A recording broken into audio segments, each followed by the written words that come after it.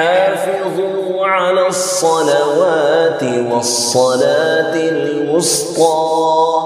وقوموا لله قانتين۔ سجدہ سہو کا بیان۔ سجدہ سہو سے مراد یہ ہوتا ہے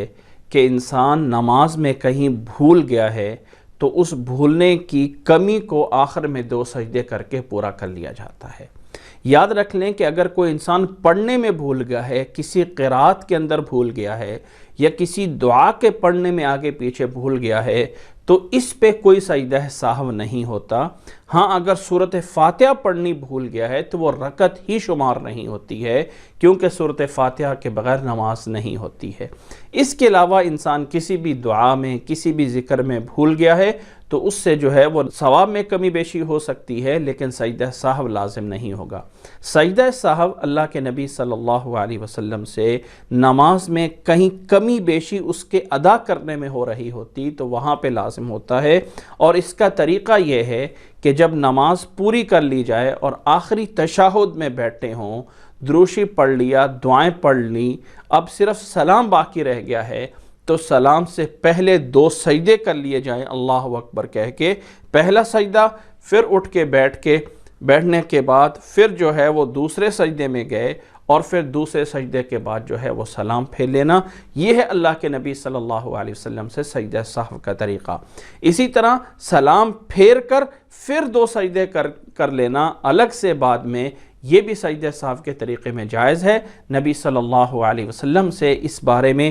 6 احادیث بیان کی گئی ہیں کہ آپ صلی اللہ علیہ وسلم نے ان موقعوں پہ اس طرح کر کے سجدہ فرمایا۔ خلاصہ ان کا یہ ہے کہ ایک حدیث متفق علیہ ہے جس میں یہ موجود ہے کہ درمیان والا تشہد بھول گئے تھے تو آپ صلی اللہ علیہ وسلم نے آخر میں سلام پھیرنے سے پہلے 2 سجدے کیے اور پھر جو ہے وہ سلام پھیر لیا۔ دوسری حدیث میں یہ ہے کہ جس انسان کو نماز میں شک ہو جائے کہ کتنی رکعتیں پڑھی ہیں لیکن اس کا ایک گمان جو ہے وہ موجود ہے کہ نہیں پڑھی میں نے 3 ہی ہیں، شک ہے کہ پتہ نہیں 4 نہ ہو گئی ہوں، لیکن غالب گمان یہ ہے کہ 3 پڑھی ہیں، تو یہ انسان جو ہے وہ اپنی 3 رکعتوں ہی کو سمجھ کے جس پہ یقین ہے اتنی پڑھ کے باقی کو پورا کر لے گا، تو یہ بھی جو ہے وہ 2 سجدے سلام پھیرنے سے پہلے کر لے اور پھر سلام جو ہے وہ پھیر لے۔ مسلم کی روایت میں یہ موجود ہے۔ اور تیسرا یہ ہے کہ شک پڑ گیا اور یہ کوئی پتہ بھی نہیں ہے کہ شک برابر ہے، بالکل کنفرم نہیں ہے، 3 پڑھی ہیں، 4 پڑھی ہیں، 1 ہے یا 2 ہیں، تو اس انسان کو چاہیے کہ کم پہ بنیاد رکھ لے۔ 2 اور 3 رکعتوں میں شک ہے تو 2 رکعتیں سمجھ کے باقی جو ہے وہ 2 رکعتیں پڑھ کر سلام پھیرنے سے پہلے جو ہے وہ 2 سجدے کر لیے جائیں۔ یہ روایت ابو داؤد میں موجود ہے۔ اور تیسرا یہ ہے کہ اللہ کے نبی صلی اللہ علیہ وسلم نے 4 رکعتوں والی نماز میں 2 رکعتوں پہ سلام پھیر دیا تھا، بعد میں بتانے پہ آپ صلی اللہ علیہ وسلم نے باقی کی 2 رکعتیں ادا کیں اور پھر جو ہے وہ سلام پھیرا، اور سلام پھیرنے کے بعد جو ہے پھر آپ صلی اللہ علیہ وسلم نے 2 سجدے فرمائے تھے۔ یہ روایت متفق علیہ موجود ہے۔ 5ویں یہ ہے کہ آپ صلی اللہ علیہ وسلم نے 4 رکعتوں والی نماز میں 3 رکعتوں پہ سلام پھیر دیا تھا، بتانے پہ آپ نے باقی جو ہے وہ 1 رکعت ادا کی اور سلام پھیر کر پھر 2 سجدے کر لیے اور پھر آخر میں پھر سلام پھیر لیا۔ یہ مسلم کی روایت میں موجود ہے۔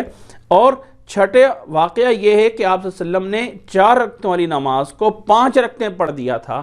پھر آپ کو یاد آ گیا تو آپ صلی اللہ علیہ وسلم نے 2 سجدے کر لیے اور پھر جو ہے وہ سلام پھیر دیا۔ یہ متفق علیہ روایت میں موجود۔ خلاصہ اس مسئلے کا یہ ہے کہ نماز میں جب انسان ادائیگی کے اندر رکعات کی تعداد میں کہیں بھول جاتا ہے،